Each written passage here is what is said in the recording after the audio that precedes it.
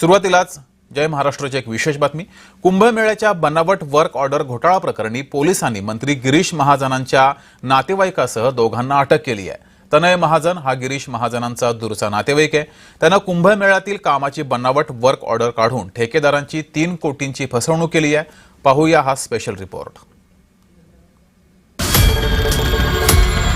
नाशिक पोलिसांच्या ताब्यात असलेले हे जळगावचे मिस्टर नटवरलाल पहा।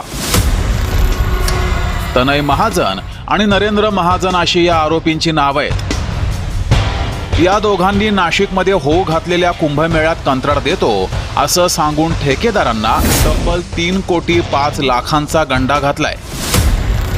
या दोघांनी कुंभमेळा प्राधिकरणाचे अध्यक्ष डॉक्टर प्रवीण गेडाम यांच्या बनावट सहीनं 591 कोटी रुपयांचं बनावट टेंडर काढल्याचा बनाव रचला। ही कामं 3 कंत्राटदारांना मिळवून देतो असं आमिष दाखवलं। त्यांच्याकडून पैसेही घेतले, पण अशा प्रकारचं कोणतंच कंत्राट नसल्याची माहिती मिळाल्यानंतर ठेकेदारांनी नाशिक रोड पोलीस ठाण्यामध्ये गुन्हा दाखल केलाय। पोलिसांनी या प्रकरणी तातडीनं 2 आरोपींना अटक केली आहे। या प्रकरणामध्ये जे फिर्यादी आहेत त्या फिर्यादींची आणि त्या आरोपींची नाशिकमध्ये ओळख झाली आणि त्यांनी त्यांना कुंभमेळ्याच्या कामासंदर्भात काम देण्याचं आश्वासन दिलं, खोटं आश्वासन दिलं आणि या संदर्भात त्यांनी बनावट वर्क ऑर्डर तयार केल्या। बनावट वर्क ऑर्डर तयार करून त्यांना काम दिल्याचं दाखवलं आणि त्यांची फसवणूक केली। या कामासाठी किंवा हे काम देण्याचं त्यांना आमिष दाखवून त्यांच्याकडून 3 कोटी 5 लाख रुपये या आरोपींनी घेतलेले आहेत।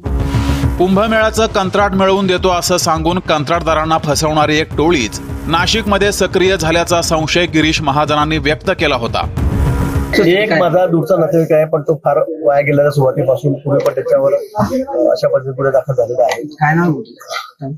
तनय महाजन या ठिकाणी म्हणून कार्यकर्ता नाहीच आहे तो, पण तो फार गॉन केस आहे हे सगळ्या गावाला माहिती आहे आणि म्हणून त्यांनी आणि 2-3 जणांनी मिळून अजून 3-4 जण याच्यामध्ये आहेत। त्यांची नावं सीपी साहेबांनी मला सांगितलेली आहेत, त्यांची टोळी निघालेली आहेत। मला वाटतं 7-8 लोक यामध्ये सापडतील। या फसवणुकीच्या प्रकरणामध्ये आणखी काही आरोपींना अटक होण्याची शक्यता नाकारता येत नाहीये। दरम्यान पोलिसांनी अशा प्रकारच्या फसवणुकीला बळी पडू नये असं आवाहन केलंय। प्रशासनाच्या ऐवजी जे कंत्राटदार आहेत तर कंत्राटदारांनी काळजी घेतली पाहिजे। जेव्हा कंत्राटदार एखादा वर्क ऑर्डर किंवा काम घेण्याचा प्रयत्न करतात तर त्यांनी खरोखर हे काम निघालं आहे का, याची निविदा झाली का, तर त्यांनी त्रयस्थ कुठल्या व्यक्तीशी संपर्क न साधता त्यांनी जे प्रशासनिक अधिकारी आहेत त्यांनी त्यांच्याकडे संपर्क साधला पाहिजे आणि त्यांनी तिथून व्हेरीफाय केलं पाहिजे की खरोखर या प्रकारची या कामाची ऑर्डर निघाली आहे का, जेणेकरून त्यांची फसवणूक होणार नाही। कुंभमेळा हा देशाच्या आस्थेचा विषय।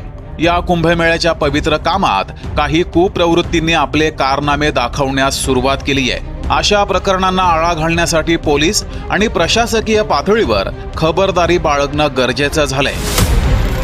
किरण गोटूर, जय महाराष्ट्र, नाशिक। मुंबईतील कोसळत्या दरडींचा